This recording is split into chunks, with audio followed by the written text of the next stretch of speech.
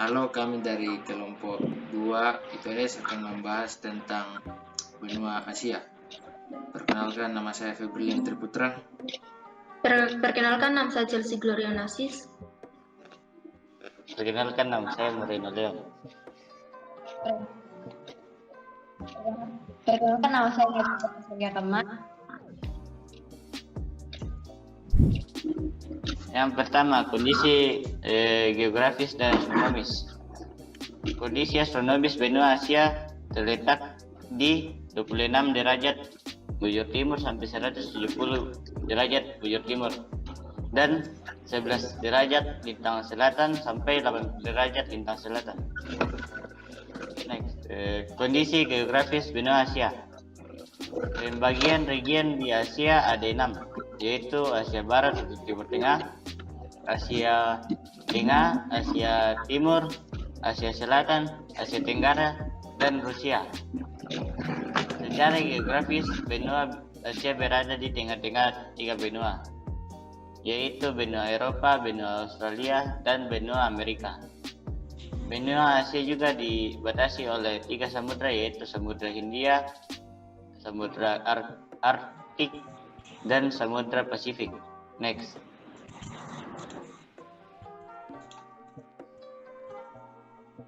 Kondisi iklim dan alam Asia. Iklim tropis jika panas. Iklim ini berada di kawasan Asia Selatan dan Asia Tenggara. Iklim gurun berada di Asia Barat atau Timur Tengah dan Asia bagian tengah, gurun Gobi. Iklim dingin. Iklim ini dimiliki wilayah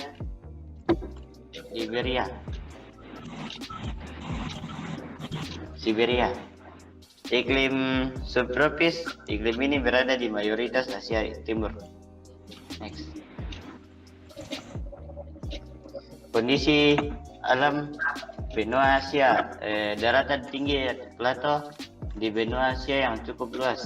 Plato ini dikelilingi pegunungan Himalaya, pegunungan Karakorum, dan pegunungan Hindukush dengan puncak Gunung Everest sebagai puncak tertinggi. Lalu titik terendah adalah Laut Mati. Di benua ini juga terdapat cekungan tersebut dalam jangka waktu tertentu terisi air sehingga tampak seperti lautan. Next. Daratan di benua Asia juga lengkap dengan lembah atau delta sungai.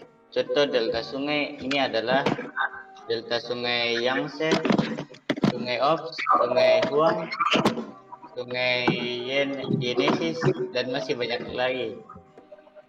Ditemukan pula wilayah gurun dan hutan hujan tropis.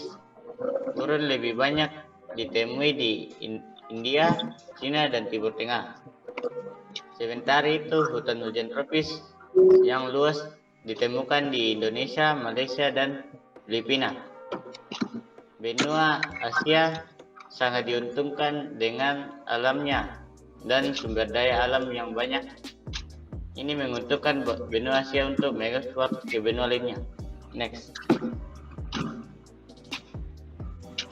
3. Potensi sumber daya alam benua Asia. Benua Asia mempunyai potensi alam yang sangat menonjol dalam bidang pertanian dan perkembangan, khususnya minyak bumi.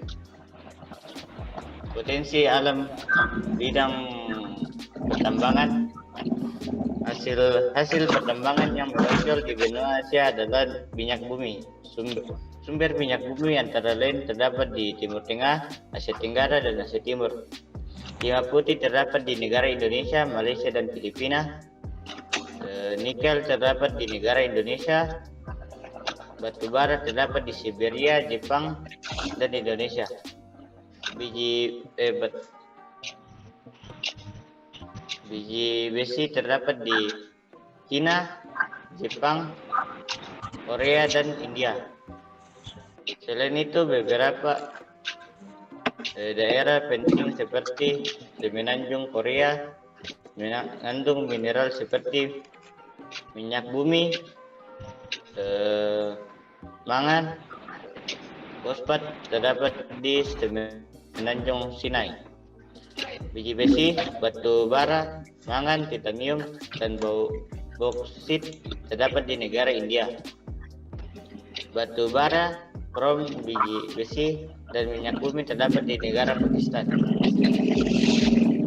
Grafit dan batu bara mulia terdapat di negara Sri Lanka. Next. Padi terdapat di Asia Tenggara, yaitu negara Indonesia, Thailand, Vietnam, Myanmar, Laos, dan Filipina. Di Asia bagian selatan yaitu India, Bangladesh, dan Pakistan. Gandum terdapat di negara Tiongkok, Indonesia, Rusia, Iran, Pakistan, dan Turki. Kapas terdapat di negara Indonesia, India, Tiongkok, Turki, Uzbekistan, dan Turkmenistan. Karet terdapat paling banyak di Asia Tenggara yaitu di negara Thailand, Indonesia, Vietnam, India, Tiongkok, Malaysia, dan Filipina. Teh dan kopi terdapat di negara Indonesia, Vietnam, Laos, Filipina, Thailand, India, dan di Jepang. Benua Asia juga terkenal dengan buah-buahannya yang banyak terdapat di negara Indonesia, India, Tiongkok, Pakistan, Bangladesh, dan masih banyak lagi. Yang keempat adalah potensi sumber daya manusia benua Asia. Populasi di benua Asia dianggap sangat meningkat karena pada tahun 2021 jumlah penduduk di benua Asia mencapai 4,6 miliar. Benua Asia merupakan benua terluas dan memiliki populasi terbanyak di dunia. Namun, karena faktor iklim yang beragam, persebaran penduduk di benua Asia menjadi tidak merata, disebabkan mayoritas penduduk merupakan petani, sehingga harus tinggal di daerah iklim basah. Berdasarkan usianya, 25% penduduk benua Asia berusia di bawah 15 tahun, 8% berusia 65 ke atas, dan 67% berusia 15 sampai 65 tahun. Yang kelima adalah pertumbuhan penduduk, kualitas penduduk, dan keberagaman etnik benua Asia. Populasi di benua Asia sangat meningkat.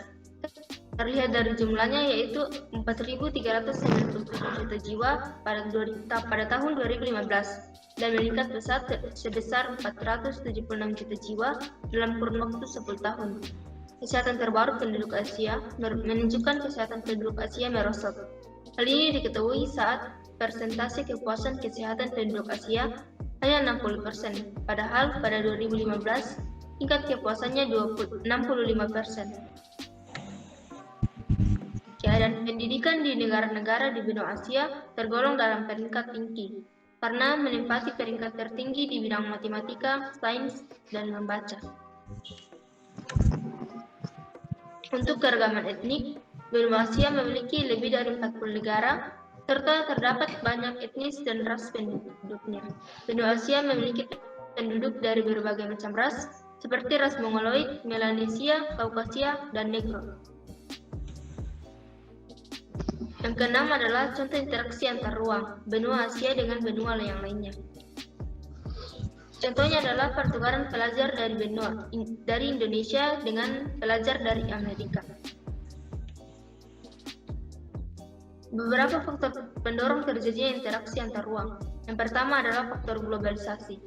Globalisasi memiliki banyak dampak dan kemajuan teknologi bagi negara dan benua. Yang kedua adalah kerjasama bilateral. Kerjasama bilateral adalah kerjasama antara dua negara dalam bentuk hubungan diplomatik, perdagangan, pendidikan, dan kebudayaan. Kerjasama bilateral membantu negara atau benua untuk semakin berkembang. Yang ketujuh adalah contoh pengaruh perubahan ruang yang terjadi pada benua Asia. Dalam bidang ekonomi, pengaruh perubahan ruang yang dapat ditemukan dalam peristiwa ketergantungan suatu negara pada satu negara lain. Hal ini membuat suatu negara membutuhkan negara lain untuk memasok kebutuhan yang tidak dapat diproduksi sendiri oleh negara tersebut. Perubahan ruang ini membuat benua Asia bisa lebih berkembang dan lebih maju. Kedelapan, pengaruh positif dan negatif dari interaksi antar ruang dan perubahan ruang. Ada beberapa dampak negatif dan positif di bidang pendidikan. Yang pertama, dampak negatifnya adalah menurunnya kualitas moral siswa, meningkatnya kesenjangan sosial, tergerusnya kebudayaan lokal, munculnya tradisi serba cepat dan instan, serta komersialisasi pendidikan atau perdagangan pendidikan. Dampak positifnya adalah sistem belajar mengajar yang tidak selalu tatap muka, kemudahan dalam mengakses informasi pendidikan, meningkatnya kualitas pendidik, pertukaran pelajar, mendorong siswa untuk menciptakan karya inovatif, serta membuat hubungan negara yang terlibat menjadi erat. Yang kesembilan adalah kondisi alam negara Tiongkok.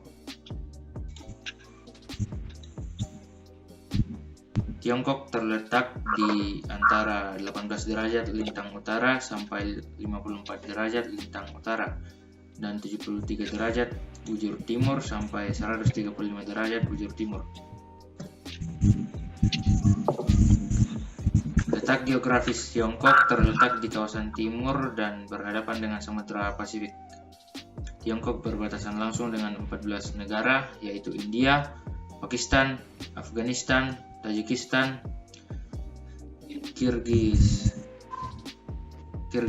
Kirgistan, Kazakhstan, Mongolia, Rusia, Korea Utara, Vietnam, Laos, Myanmar, Bhutan, dan Nepal. Tiongkok adalah negara dengan tetangga yang paling banyak. Iklim di negara Tiongkok ada 4 iklim, yaitu iklim tropis, subtropis, iklim sedang, dan iklim dingin.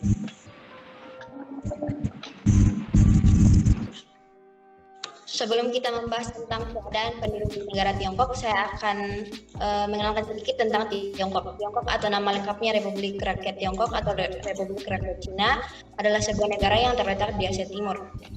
Negara ini memiliki penduduk terbanyak di dunia dan luas datarannya 9,59 juta kilometer persegi. Mata uangnya yaitu renminbi atau yuan. 73,56% rakyat Tiongkok ateis atau komunis, 15,87% Buddha, 7,6% Taoisme, serta rakyat dan organisasi keagamaan lainnya. 2,53% Kristen Protestan dan Katolik, dan 0,45% Muslim. Selanjutnya keadaan penduduk di negara Tiongkok. Kelahiran bayi menurun sebanyak 15% dari 2019 sampai 2020. Makin maju suatu negara, tingkat kelahirannya cenderung menurun karena faktor pendidikan dan prioritas lain seperti karir. Penduduk usia 65 tahun ke atas meningkat dari 8,87% menjadi 13,5%. Jumlah penduduk mencapai 1,41 juta pada tahun 2020. 63% penduduk Tiongkok tinggal di kota. Selanjutnya, perekonomian negara Tiongkok. Bagaimana ekonomi di Cina? Pertumbuhan PDB Cina meningkat hingga 114,37 triliun yuan atau sekitar 18 triliun US dollar pada tahun lalu, menurut Biro Nasional Statistik Cina pada Senin 17 Januari 2022. Ekonomi itu melanjutkan pertumbuhan yang stabil pada tahun 2021. Pemimpin dunia dalam pembangunan ekonomi dan pengendalian epidemi, NBS. Tayangan ekonomi Indonesia tahun 2021 tumbuh sebesar 3,6%. Lebih tinggi dibandingkan pencapaian tahun 2020 yang mengalami kontraksi pertumbuhan sebesar 2,7%. Dari sisi produksi, pertumbuhan tertinggi terjadi pada lapangan usaha jasa, kesehatan, dan kegiatan sosial sebesar 10,6%. Kegiatan ekonomi Tiongkok. Kegiatan ekspor Tiongkok yang meningkat adalah yang pertama bahan bakar mineral, yang kedua lemak dan minyak hewan atau nabati, yang ketiga besi dan baja, yang keempat timah, yang kelima ampas sisa industri makanan. Cina dan Indonesia adalah mitra ekonomi perdagangan yang penting. penting. Volume perdagangan bilateral pada tahun 2020 mencapai 78,37 miliar US dollar. Dengan impor Indonesia meningkat 10,13% dibandingkan dengan tahun sebelumnya. Hal ini menunjukkan bahwa perdagangan kedua negara semakin seimbang. Selanjutnya sumber daya alam Tiongkok. Yang pertama batu bara, timah, kobalt, mangan, emas, dan perak. Pekerjaan rata-rata penduduk Tiongkok berada dalam bidang pertanian, pertambangan, perdagangan, industri, dan pekerja kantoran. Sekian dari presentasi kami, terima kasih.